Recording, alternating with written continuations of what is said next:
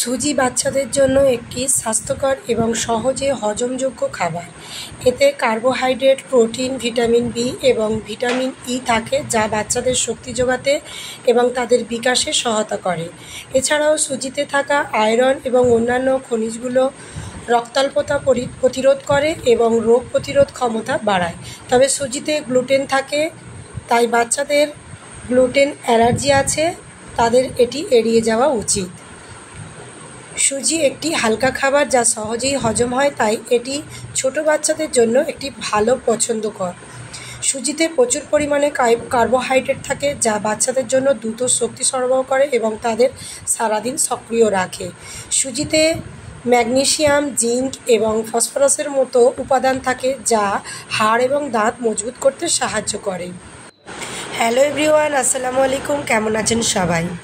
তো সুজি রান্না করার আগে অবশ্যই করে যে পাত্রেতে রান্না করব সেটা গরম জলে আমি ভালো করে ধুয়ে নিচ্ছি, আর বাচ্চাকে যে বাটিতে খাওয়াবো সে বাটিটাও ধুয়ে নিচ্ছি। আর এখানে আমি কিছু ব্লেন্ড করে নেব বাচ্চার জন্য, সেটাকেও আমি একসঙ্গে ধুয়ে নিচ্ছি। তো এবার আমি রান্না করব। আর এই সুজিটা দেখতেই পেলেন, এটা কিন্তু আমার বাড়ির তৈরি সুজি। এর আগের ভিডিওতে আমি একটা সেরেলাকের ভিডিও আপলোড করেছিলাম, তো আপনারা যদি না দেখে থাকেন অবশ্যই দেখে নিতে পারেন। আমি এই ভিডিওর ডিসক্রিপশানে ওই ভিডিওর লিঙ্কটা দিয়ে দেব। সেই সেরেলাক থেকেই আমি এই সুজিটা পেয়েছি। এই সুজিটা আপনারা 9 মাস বয়স বাচ্চাদের থেকে আরও বড় বাচ্চাদের রান্না করে খাওয়াতে পারেন। তো রান্নার জন্য প্রথমে আমি এখানে একটা পাকা খেজুর দিয়ে দিয়েছি, এবার আমি সুজি দিয়ে দেব। তো এই হোমমেড সুজিটা আপনারা যদি সাধারণ রুম টেম্পারেচারে রাখতে চান তাহলে 15 দিন পর্যন্ত রাখতে পারেন, আর যদি ফ্রিজে রাখেন আরও অনেক দিন ভালো থাকবে। আর বড়রাও এই সুজিটা রান্না করে খেতে পারেন। এখানে পরিমাণ মতো প্রথমে সুজিটা দিয়ে দেবেন।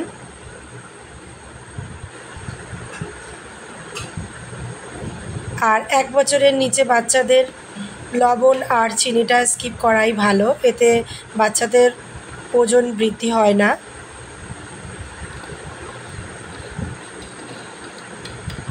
আর একটু নাড়াচাড়া করে দিতে হবে, না হলে নিচ থেকে ধরে যেতে পারে।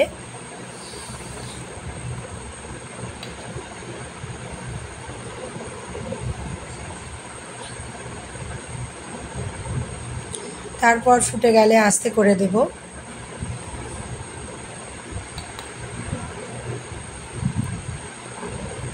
এটা আমি 15 মিনিটের মতো রান্না করে নেব। আপনারা বুঝতেই পারবেন রান্না হয়ে গেলে।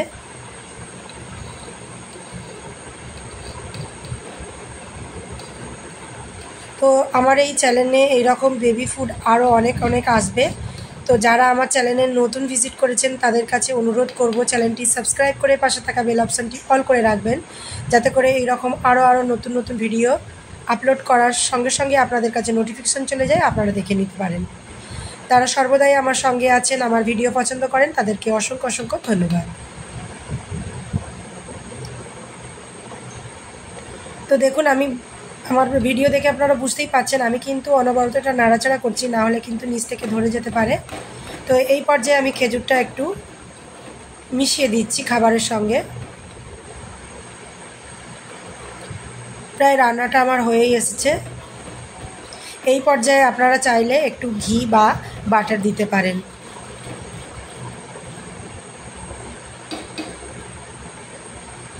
তো এই রেসিপিটি আপনাদের কাছে কেমন লেগেছে অবশ্যই জানাবেন। যদি ভালো লাগে অবশ্যই করে একটা লাইক করবেন, আর আপনার চেনা জানা নতুন মায়েদের সঙ্গে একটু শেয়ার করে দেবেন।